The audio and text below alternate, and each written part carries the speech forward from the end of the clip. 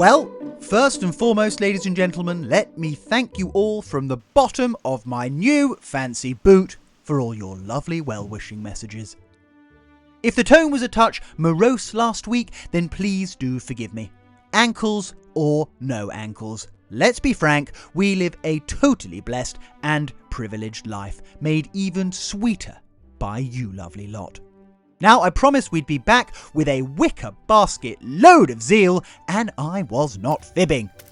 Today, ladies and gentlemen, I will finally be showing you all our fancy pants new lime render that we've been slip-slop-slapping onto the lath walls in the master suite. I have some positively prepossessing and perfunctory pressure washing action for you all as we discover the actual colour of our stable yard floor. And to top it off, and don't get angry at me, I had help, this week we have finally managed to harvest the apples and get them squished by our good friend Alfred.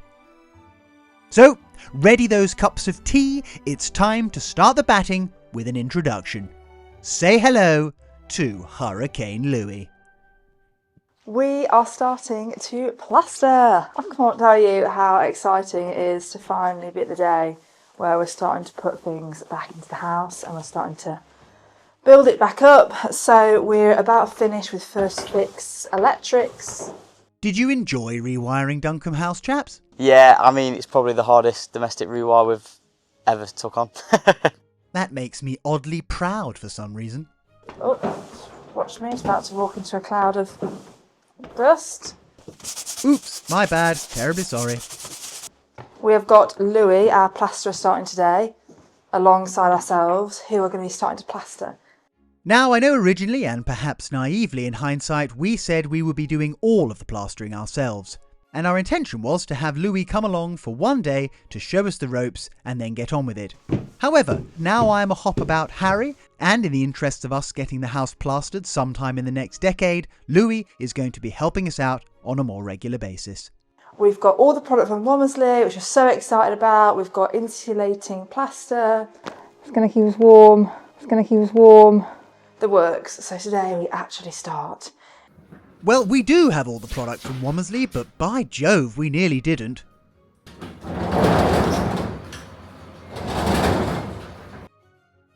Although the first delivery came without a hitch, it's very exciting. The next stage of renovating has arrived, and it's insulating. It's going to keep us warm and our bills low. Well, that's a very comforting thought, isn't it? Oh, it's comforting. The second delivery, however, was slightly less seamless. Unfortunately, the poor delivery chap's move heavy things machine decided to have a bit of a paddy, which meant only one thing. It was time, once again, to ring the bells and call on our one and only Captain of Chaos to fire up the mayhem machine.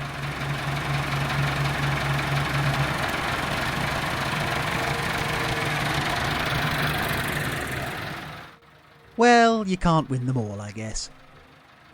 As some of you may know, we had quotes all north of £50,000 to plaster the house, and while I understand there's a lot of work involved, to be honest, our finances aren't looking too healthy at the moment. Don't worry, darling, leave it with me. So we just couldn't afford to spend that kind of money. Luckily, we're able to do it ourselves with the help of our friend Louis, who we have nicknamed Hurricane Louis because he is the quickest man I've ever met in my life. He literally gets out the car with the trowel in his hand. Ah, told you he was fast, didn't we? And just starts plastering. So I feel like we've been here really early this morning because the moment he arrives, it's just going to be like, ah, ah, ah. That reminds me. I promised to tell you all about the leak, didn't I? Well, in an effort to get ahead of the curve, I'd come up to the house the night before our first day of plastering to make sure that everything was ready for the aforementioned Hurricane Louis. I'd laid out the tools, I'd fetched up some plaster, and I'd run the hose up and left it in a bucket. What a nincompoop move! When we arrived the next morning, we were welcomed by the dread-inducing sound of dripping. and on stepping into the dining room saw every homeowner's nightmare. It turns out that the hose spout wasn't quite tight enough, and over the night the bucket I had left it in had filled up and then been overflowing all night long, all night. However, I wasn't even remotely upset. And before we knew it, all had been dried and the plastering pandemonium could ensue. Before we start the plastering, however, and I reveal to you what happens when a Hurricane Louis meets a Lord of Lime, you're not funny, mate. That put you in your place, not with let me treat you to some vintage grime blasting. Behind this secret, mysterious, and entirely ineffectual door lies our little stable yard. Nestled in between the coach house and the other one, it has been in need of a refresh since we bought Duncombe House, and before winter comes, we decided it was finally time to give it some TLC. So we whipped out the old steel pressure washer and my old friend, the bonkers but brilliant bristle brush, and we set to work.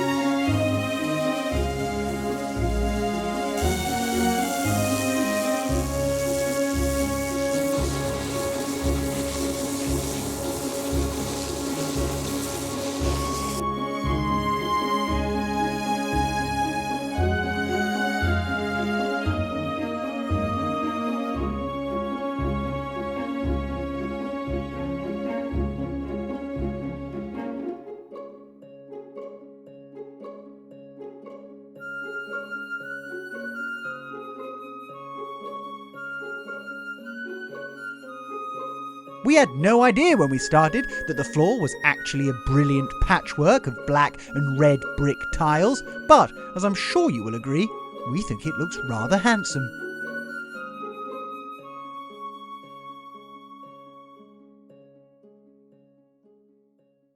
Day one of plastering was a bit of a blur, to be honest. We managed to clock up 13 hours in the end, desperately trying to keep up with our fearsome leader, Louis, who was setting a magnificent pace. We did enjoy a little temporary respite halfway through the afternoon, however, when the Lord of Lime himself, the one and only Ian Womersley from Womersley's, popped in to see how we were getting on with his fancy pants new lime insulating render products. Really? Really. Now that, ladies and gentlemen, is top-notch customer service. Okay, so we've got Ian, who's very kindly come and visited us at the house today while we do our first days of plastering. First things first, what are we using on the walls behind us? You're using something called Cornerstone Super Therm Plaster. Brand new plaster on the market, but with fantastic thermal properties. And if you hadn't already gathered, Jazzy is a huge fan of fantastic thermal properties. It's going to keep us warm and our bills low. Louis, what do you think to the product? Not bad. Not bad? Not bad. It's I'd rate it. Good. Rateable, very rateable. It's like putting shaving yes, foam on. it's like candy floss. Well, nobody hates candy floss, do they? Whenever we meet people with older homes, they always have the same challenges. Primarily, damp.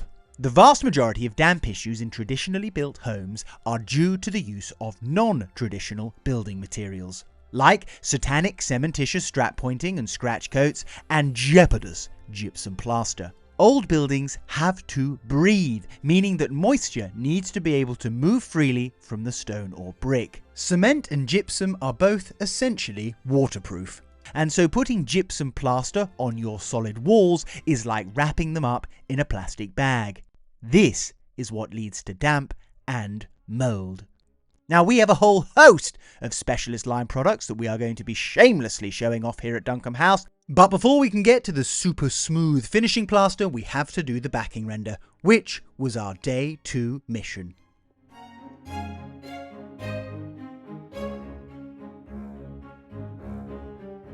So we're finally plastering. Louis was with us for a couple of days last week, helping us get to grips with it all. We were his labourers, which was frankly absolutely exhausting. Anyway, now he's gone away on another job, so he's left us to get on with lots of stuff, lots of prep. We are putting on the Womersley's insulating render. It's going to keep us warm, which is going to massively help our heating bills and our bills low. It is so easy to put on. It genuinely is like shaving foam. And this one, which is the dressing room, Jack refers to it as bedroom 2. That's because it's bedroom 2, darling. He's incorrect. It's the dressing room. Whichever room this may or may not be, let me show you all just how easy it was to get it rendered. For those of you not yet acquainted with laths, they are simply thin strips of wood nailed to a wall or ceiling which allow plaster to grab on, as it were. It's a terribly antiquated heritage plastering technique, but we rather like it. Before you begin, it's a very good idea to have a quick scout about and make sure that all the laths are well and truly secured in place. Now you mix this slop simply by adding water and stirring until it sounds a little like this. That's good cow pat. Cow pat indeed. Whilst you wait for that to fatten up, you can give the walls another wet down to make sure that the product doesn't dry out too quickly. Remembering, of course, not to leave the hose in a bucket overnight, flooding your house. And then, tally-ho!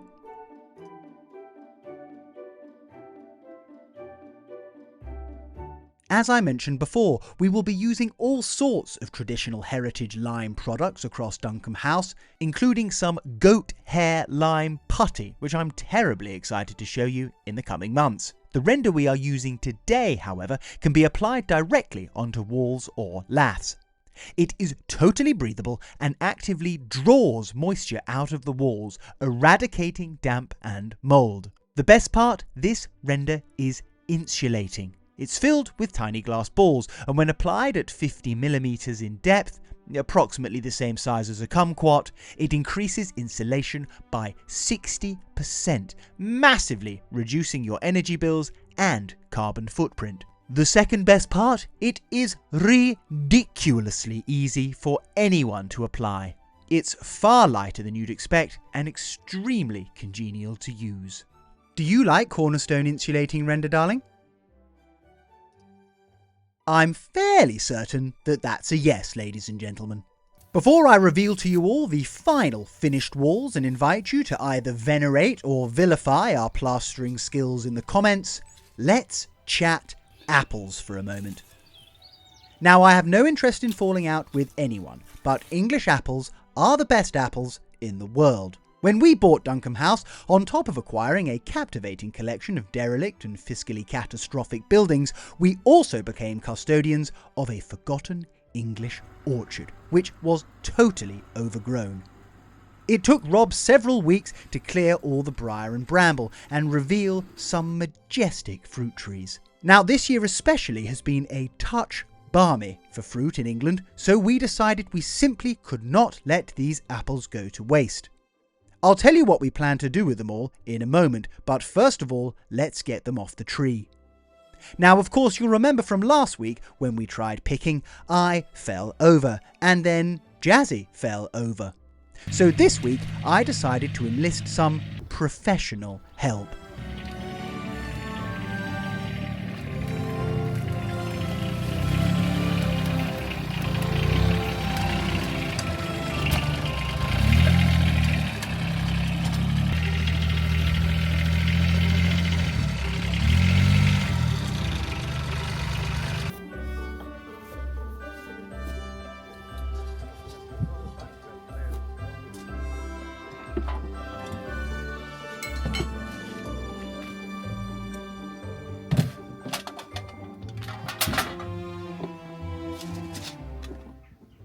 Before you ask, I have no idea what all that stuff is either.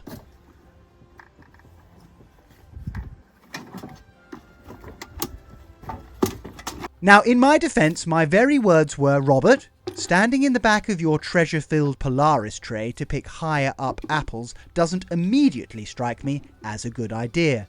But since Captain Chaos has been picking apples since before I was born, and considering I am clearly no health and safety expert, I decided to let fortune favour the foolhardy. I think next year we will have to have a harvest festival and invite some willing chaps and chapettes to come and help us pick our apples in return for bottomless cider and hog roast. But this year, unsurprisingly perhaps, considering I'm on a ladder ban, although we tried our best, we really did barely scratch the surface. The picking didn't get off to a great start because the first crate I tried to use turned out to actually be a trampoline in disguise.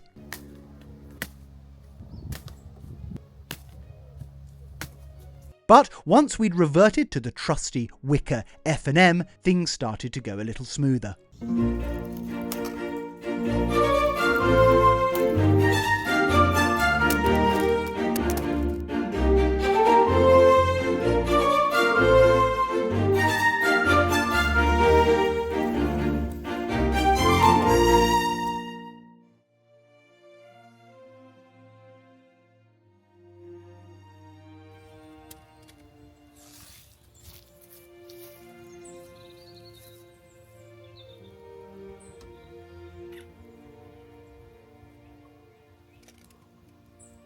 Now, the first person to give me the correct Latin names for these 4 fruits and this majestic beast will win a magnificent prize.